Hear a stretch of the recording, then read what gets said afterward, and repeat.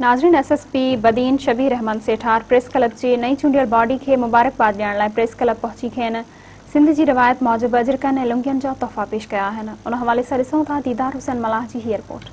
SSP Badin Shabbir Ahmed Sethar press club जी नए चूंडियल बॉडी के मुबारकबाद ॾियण लाइ बदीन प्रेस क्लब पहुची खेनि अजरकनि ऐं लुंगियुनि जा तोहफ़ा पेश कया। उन मौके ते तकरीब के खिताब कंदे एसएसपी शबीर अहमद सेठार चयो त पुलिस साफ़ियुनि जे कोऑर्डिनेशन सां बेहतर कम करे सघे थो। हिन ॿुधायो त बदीन में अमन अमान जी सूरताल बेहतर बनाइण लाइ सीसीटीवी कैमराऊं नस्ब कयूं पियूं वञनि।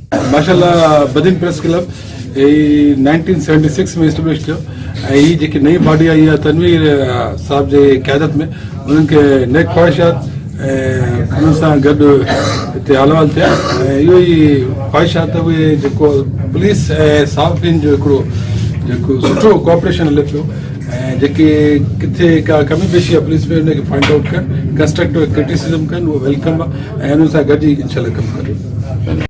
एसएसपी शबीर अहमद सेठार चयो त बदीन प्रेस क्लब जी नई चूंडियल बॉडी मां उम्मीद आहे मुस्बत रिपोर्टिंग सां अमन ईमान जी सूरताल के अञा भी वधीक बेहतर बनाए सघे थो। तकरीब के प्रेस क्लब जे सदर तनवीर अहमद आराई, जनरल सेक्रेटरी अब्दुल हमीद सुमरो पिण खिताब कयो। कैमरामैन ज़ुबैर पुरसो साण दीदार हुसैन मल्लाह, मेहरान टीवी न्यूज़ बदीन।